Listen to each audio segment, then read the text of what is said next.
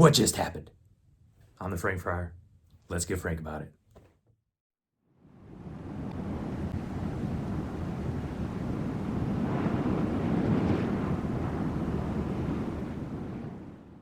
If you like what I'm doing here on this YouTube channel, please make sure to click that subscribe button and that bell icon. That way you stay up to date with everything I'm doing in the land of Carmel. Also, leave a comment down below. It really helps to figure out what you guys are liking out there, and I like to engage people down in the comments section. Also, if you'd like to continue this conversation that we're having, you can check me out at Twitter, at Carmelite Nick, or if you're a Facebooker, head over to my Facebook page, The Real Frank Friar. These are two great resources to stay up to date with everything I'm doing in the land of Carmel. Enjoy the video. Hello everybody, if it's TFF here, the Frank Friar, aka Father Nicholas, reporting to you all from Middletown, New York. This is our vocation office, and with all the travels and everything going on, I was able to nail down and to get Brother Vaughn Sandoval, one of our brothers in formation. He has just finished up his internship year, and he's getting ready to go back to his theological studies at the Catholic University of America. He is on our vocation committee, our vocation team.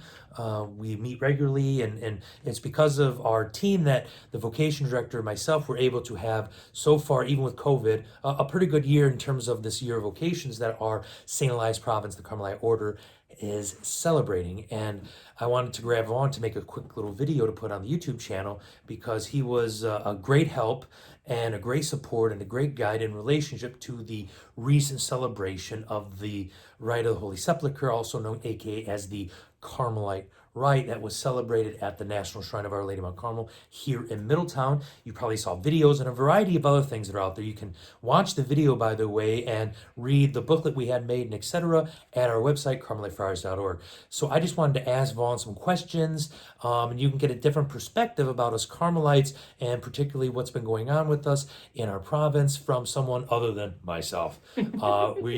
I've been trying to help Holy Brother here strive for frankness, but I cannot make any promises. So, all right, Vaughn. Yes, first Father. off, thank you. Thank you for having me here. Whenever they say Father, Brother, they always want something, okay? So, you've been on our vocation team for a good stretch of time now, and you were a great help in really almost a year of labors in terms of this celebration of the Carmelite Rite. We just had it. Can you give me maybe your impression now of it, now that it's been a week since it, maybe a week and a half, Right. Based on your experience of doing all that work and etc. What's your experience after, or your opinion after the fact? Right. So thank you for having me here. So I would say that one of my impressions for the Mass is that the Spirit was definitely working. So I was working with, so we started this it came up last year when I was in Peru studying Spanish. And I remember dialoguing back and forth with Father Francis before Father Nicholas took on the position as Associate Vocation Director about, some of the activities we can do as the Carmelite Rite. So it all started when we were in I was in Peru. I was kind of writing stuff down. Okay, if I was to pull this off, if I was the one to lead this project or whatever, I said, okay, let's get a checklist. Let me get a bunch of people who knows what they're doing on board to kind of help me bring this. So it's not necessarily a me project, but it's a we project. Yeah. So I would like to thank Mrs. Genevieve Holmes and her husband for tremendous support. They are from the Carmelite community up in Troy. They're part of the Laudatis Omnis community, and her and her husband have been really instrumental in helping me translate the text, to look for the text, to really convert everything from English to Latin, and that was the bulk of the work. And when he says Troy, he means Troy, New York. We have a parish, St. Joseph, up there. And this woman that he speaks about, Genevieve, two of her sons were altar servers for the rite, and they did a phenomenal job. So this truly was a team effort. We hear a lot about accompaniment. We hear a lot about communal initiatives that aren't just of those in consecrated life or of clergy and etc., but that really involve the laity. So do you believe that your work with the lay members of this community up north were sort of an intrinsic part in having this event be actualized and realized for the year vocations? I would say absolutely, because I could not have done this by myself. Okay, this was definitely Our Lady's will. This was definitely God's will, but I could not have done this myself because, number one, my Latin is not that good. So just to get the texts together, just to have all of that put into a table and say, this is the collect, this is the offertory, this is the final prayer, all of that. So in a way, I turned to the professionals. They are used to this mass because they frequently celebrate the Carmelite Rite up in Troy, New York. So for me to have them on board was actually a blessing for me, and it's a blessing for the province, and actually for the whole mass itself, because it was through her that we were able to get the connections to the deacon, the subdeacon, and the phenomenal schola that came Yeah, from all yeah, the over, school. Oh, because they came from New yeah, Jersey Flos Carmeli. and the Jersey and New York, and they came from just different areas. They came together, and the fact that they only practiced once. They In practiced person, at yeah. St. Simon's Stock. They contacted me a couple weeks before, brother, we want to practice. Sure, in the afternoon for 3 hours. Yeah. To put all that together, Yeah. for them to pour their hearts out for that weekend, truly phenomenal. Yeah. Truly phenomenal. And the reason that we try to make sure certain things were in English was so people could maybe, after the fact, sit with the prayers of the Mass. So, I know for myself, I was an amputee, so I couldn't really participate fully in the procession that we had with the relics and stuff on the property.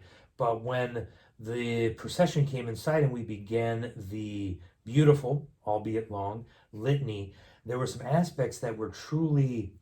I still find myself in my prayer time going back to certain lines in the litany just to pray over and to wrestle with and etc. Has there been any sort of experience or aspect or part or line or prayer from the Carmelite Rite that has really impacted you in your spiritual life that you've carried with you all these days since we've had it celebrated?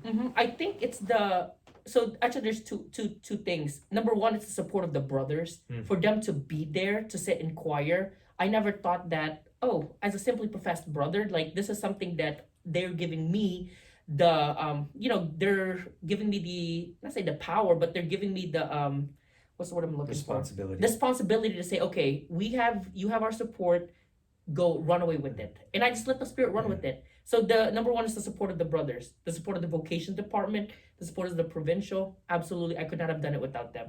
And I think for me, number two is when we were singing when they were singing for all the saints, because that was the entrance hymn before we got to the litany, and kind of processing in with the Carmelite relics. I just feel like there's a unity, something that the what we were in, the past met the future, and we were there. We were united with our brothers and sisters in Carmel. So I think for me, it's that unity with the relics. Like they were actually, like they were there, and we were there to pray together, all as Carmelites, as brothers and sisters. So those are the two aspects for me that I found significant. Oh, wonderful. Thank you very much. So, I just wanted a little opportunity to give you all maybe a perspective of something that we've been doing in the province as Carmelites from a different brother. And, as I said, Brother Vaughn is beginning his transition from his internship year. He's been working in a pastoral year in our parish in the Bronx. I was living with him before I was moved to Middletown, and he's in transition now back to the Catholic University of America. So, of course, I hope and I pray that you all will be praying for him in his vocation and his ongoing studies. And I was able to grab him today in all of his travels, so he was a little worried he didn't have his habit on. So if you're scandalized by that, I'm sorry, get over it a little bit. We're not in the habit 24/7. So that's our relight. We're active in a variety of different ways. So, we're very thankful as a vocation office that we were able to have an event like this. And, brothers like Vaughn, I believe something like this probably wouldn't have happened back in the day, being led by a simply professed brother. But over the years, we have grown as such a profound way in our province to embrace the gifts and talents of our brothers in a variety of different levels in their formation.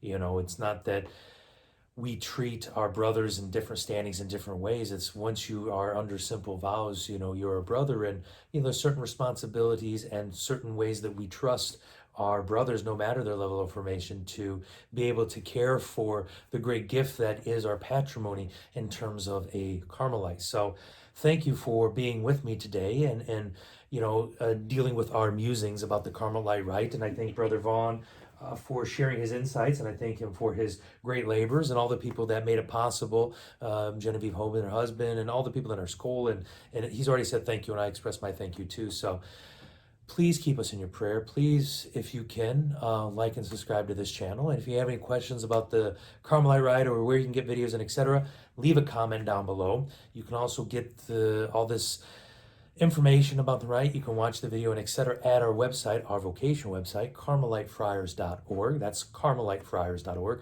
I'll put that down in the info thing for this video. So thank you for being with me. Thank you for dealing my non-Frank-like ways today. And, I hope you appreciate some of the insights and the musings of Brother Vaughn Sandoval. So thank you. Know that I'm with you. Know that I'm praying for you. And may God continue to bless you in the name of the Father, Son, and the Holy Spirit. Amen. Thank you very much for your time today. If you like what I'm doing here on my YouTube channel, please make sure to click that little subscribe button and that bell icon. That way you stay up to date with everything I'm doing in the land of Carmel. Also, leave a comment down below. I really like to know what you guys think of the video, and it's a great opportunity for myself and brothers like Sandoval here, Eric, Vaughn, Sandoval, Eric, Sandoval, to engage in your comments down below. And if you want to continue the conversation, you can check me out at Twitter at Carmelite Nick, or if you're a Facebooker, check me out on my Facebook page, The Real Frank Friar. These are two great resources to stay up to date with everything we do in the land of Carmel. Know that I'll be praying for you.